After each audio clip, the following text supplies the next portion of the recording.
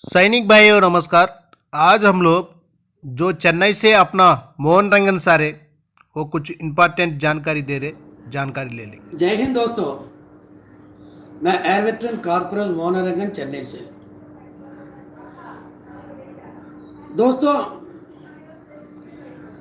कुछ बुद्धिजीवी लोग और बीजेपी के कट्टर बीजेपी लोग ये हमेशा यही कहते हैं कि आप लोग क्यों मांगते हो, गवर्नमेंट कहाँ जाएगा, इतना बजट है, इतना खर्चा है, आपको तो बहुत ज़्यादा दिया, 1 लाख करोड़ दिया।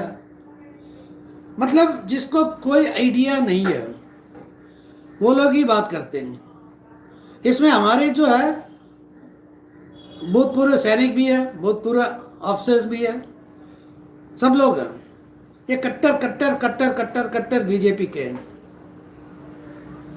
दोस्तों, सबसे पहले जो है बजट का जो अलोकेशन कितना है और उसमें डिफेंस सिविलियंस कितने हैं। डिफेंस सिविलियंस को हमारे बजट से क्यों जा रहा है? दोनों अलग अलग करो। अलग अलग करने से तो दूध का दूध पानी का पानी वहीं पता चल जाएगा कौन कितना खा रहा है। क्योंकि डिफेंस सिविलियंस का जो है, जो पेंशन लेने वाले कम है, लेकिन ज्यादा पैसा वही खाते हैं।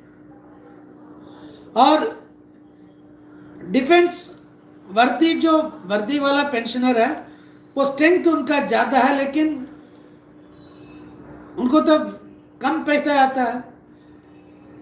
यानी कि 52% वो खाते हैं, 48% के आसपास यहाँ पे मिलता है। एक सिविलियन का जो पेंशन है 5 फौजी की बराबर है। यहीं पे प्रॉब्लम आता है, प्रॉब्लम यही आता है। अब प्रॉब्लम इसलिए मैं बता रहा हूं कि एक 1:5 कैसे आता है। इसमें फैमिली पेंशनर भी है ना। बजट एलोकेशन का चक्कर यही है। इसके बारे में कोई मुंह नहीं खोलेगा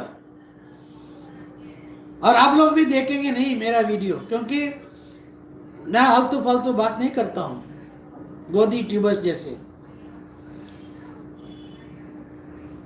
दोस्तों, ये सबसे पहले आप लोगों को ये पता करना है कि हमारे बजट से किसको कितना परसेंटेज जा रहा है, क्यों जा रहा है, सबसे पहली बात।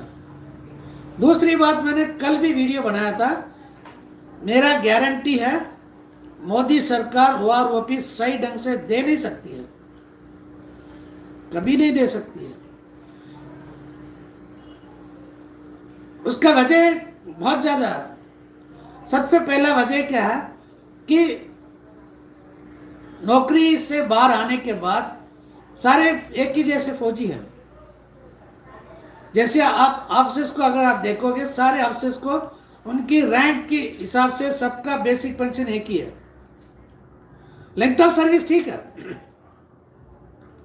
लेकिन हमारे यहां पे ऐसे नहीं है ना। और बहुत सारे ऐसे जो है अलाउंसेस है ऑफिसर्स का, जो जिसके ऊपर डीए नहीं मिलता, लेकिन हमारा ऐसे नहीं है। यहां पे भी ज्यादा खर्चा नहीं है। अभी सीजीडीए ने इन्वेस्टिगेट करके पता किया कि कितने परसेंटेज ऑफिसर्स जो है वो डिसेबिलिटी लेके आ रहे हैं। तो बात यही से स्टार्ट होता है। ऑफिसर्स की डिसेबिलिटी, एक ऑफिसर की जो डिसेबिलिटी जो है ना, एवरेज में डिसेबिलिटी पेंशन एक ऑफिसर का 54,000 है। लेकिन एवरेज डिसेबिलिटी जो है जवानों का कितना है? 16,000। 54 कहाँ, 16,000 कहाँ? यही से बात शुरू होती है। और सबसे ज्यादा डिसेबिलिटी में आने वाला परसेंटेज अभी ऑफिसर्स है।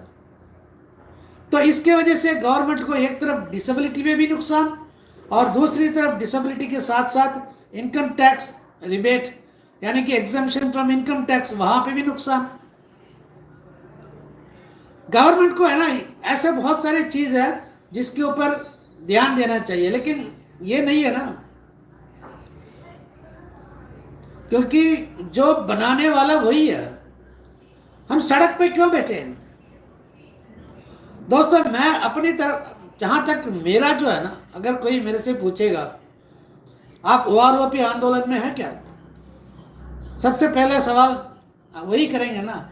मैं तो बोलूँगा OROP आंदोलन में हूँ, लेकिन मेरा मुद्दा असली OROP बगैर ग्रुप का, बगैर लेंथ ऑफ सर्विस का जब तक नहीं मिलेगा तब तक असली OROP दे नहीं सकते कोई। सिंपल सी बात। अब दूसरी बात MSP किस लिए हम लड़ रहे हैं? इक्वल MSP होना चाहिए, क्योंकि सबसे ज्यादा मुश्किल हालात फेस करने वाला जवान है।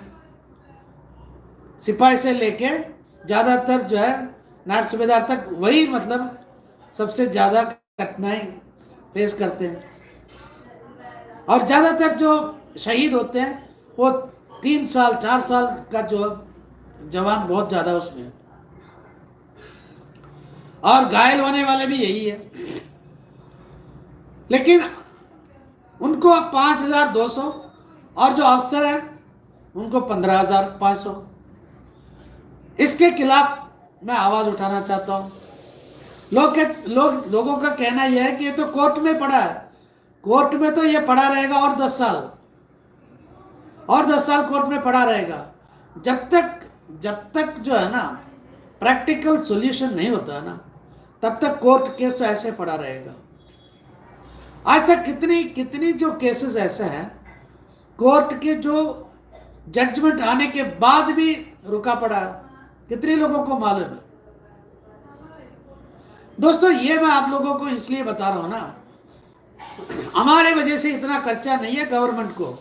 जो गवर्नमेंट अपनी सिपाहियों को, अपनी यानी कि चाहे वो सर्विस में हो या भूतपूर्व सिपाही हो, अगर वो उनके जो पे पेंशन अगर सही ढंग से अगर नहीं दे सकता, तो उस देश के लिए जो है ये एक कहता है ना कर्ज छाप। आप हमारे जो माननीय प्रधानमंत्री जी हर कंट्री में जाते हैं ना, वहां का पेंशन कितना है, वहां सिपाही नायक हवलदार हमेशा बोलते हैं ना, वो कितने खुश रहते हैं। यहां नौकरी नहीं है, यहां नौकरी नहीं है। पेपर में है 20%, 10%, 15%, प्रैक्टिकली कुछ नहीं है जवानों के लिए। इसके बारे में मैं बात करना चाहता हूं, जहां भी जाता हूं यही बात करता हूं, क्योंकि हम लोगों का टाइम खत्म हो गया। आने वाले पीढ़ी के लिए अगर आप कुछ करना चाहते हैं तो आने वाले पीढ़ी के लिए, उनके लिए बात करो दोस्तों। ये जो आज का जो मेरा वीडियो है, आज का मेरा वीडियो अभी लाइव में तीन लोग हैं, कितनी मजे की बात है ना। अगर यही मैं दूसरी फिगर्स डालूंगा ना कि MSP इतना मिलेगा उतना मिलेगा, अभी आज कोर्ट का जजमेंट आ रहा है इतना IAS, तो फिर देखना धड़ाधड़ लोग आएंगे ऑनलाइन। दोस्तों मैं एक यूट्यूबर के बारे में बताया था, सैनिक नाम पे, सैनिक विद्यार्थी या पाठशाला या कुछ स्कूल ऐसे है, रोज एक PPO दिखाता है, इतना अरियर नायक का इतना बन रहा, ये बन रहा। अगर ऐसे दिखाना है ना, मैं डेली 10 लाख से ऊपर का मैं PPO दिखा सकता हूं, अरियर शीट भी दिखा सकता हूं। ये गलत है। वो अपनी जो चैनल, नमस्कार वंदे मातरम, मेरा चैनल को सब्सक्राइब करो, यही है कहानी उसका। दोस्तों किसी को मतलब मिल रहा तो इसका मतलब रह गया होगा, लेकिन सारे के सारे भागते हैं वहां पे, सारे के सारे भागते हैं। साहब मुझे क्या मिलेगा, मुझे क्या मिलेगा, मिलेगा बाबा जी का चुल्लू। अरे सब कुछ लेने के बाद भी वहां सूबेदार मेजर, सूबेदार, ऑनरी लेफ्टिनेंट, एक सूबेदार कहता है कि मुझे OROP 1 में मिला है। OROP 1 में क्या मिला है उनको, मैं जानता हूं किसको कितना मिला है, लेकिन वो बीजेपी का आदमी है, वो सूबेदार। OROP 1 सबको मिला है। इतना मतलब अनपढ़ आदमी भी जो है ना, अनपढ़ आदमी भी है ना, 4 बार सुनने के बाद 5वें बार सही बोलेगा। जिस सूबेदार को OROP का हिस्ट्री नहीं मालूम है, वो एक संगठन चला रहा है और एक मतलब मुहिम को आगे लेके जा रहा है। उसको ये नहीं मालूम है कि 3rd पे कमीशन से पहले जवानों का पेंशन 70% जो बता रहा है ना, वो बता रहा है, और उसके बाद वो कहता है कि 50% हो गया जवानों का। आपसे तो पहले से 50% ले रहे थे। अरे ये तो आपसे इसका चाटुकार है, इसलिए आपसे इसको कोई फायदा नहीं मिला, जवानों का सिर्फ घट गया। या इसको यह नहीं मालूम है कि 3rd पे कमीशन से पहले जवानों का पेंशन कितनी थी और 3rd पे कमीशन के बाद कितना कम हुआ, आपसे इसका पहले कितना था, कितना कम हुआ, यह भी नहीं मालूम है इसको। मैंने कल इसका वीडियो देखा, किसी ने यही कमेंट डाला था,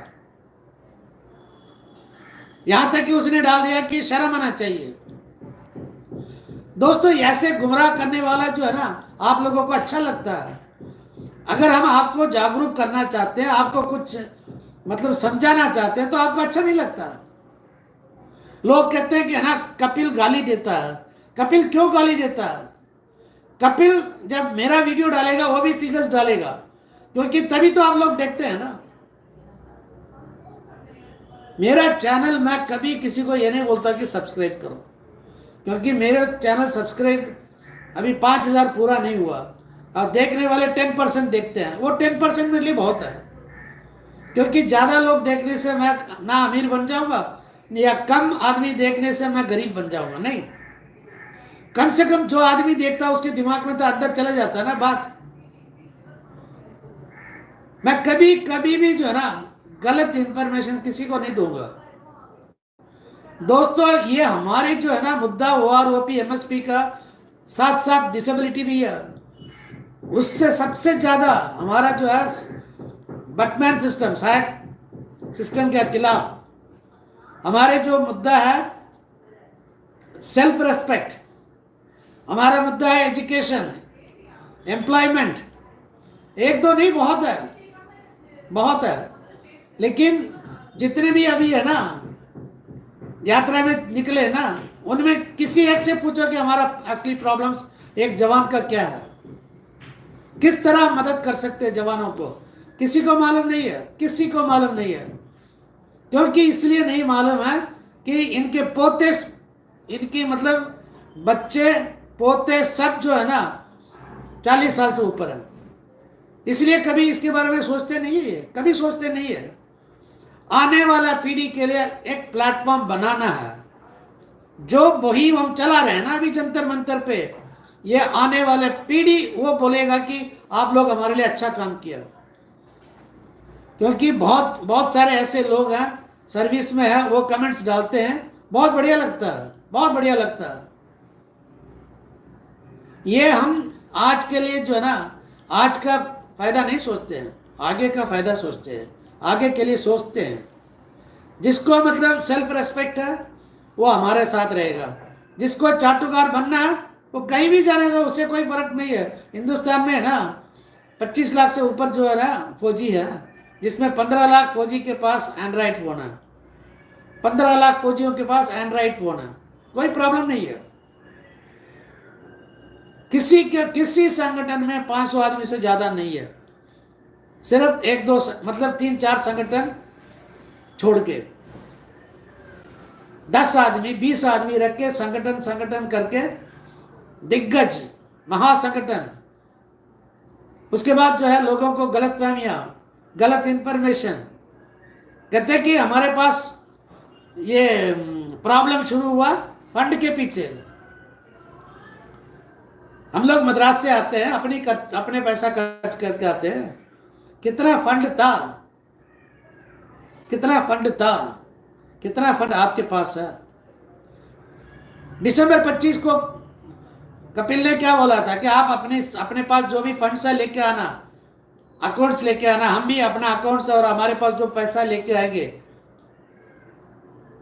और आप जंतर मंतर आप चलाओ, पूरे पैसा आपके पास है, फटी ना आपकी।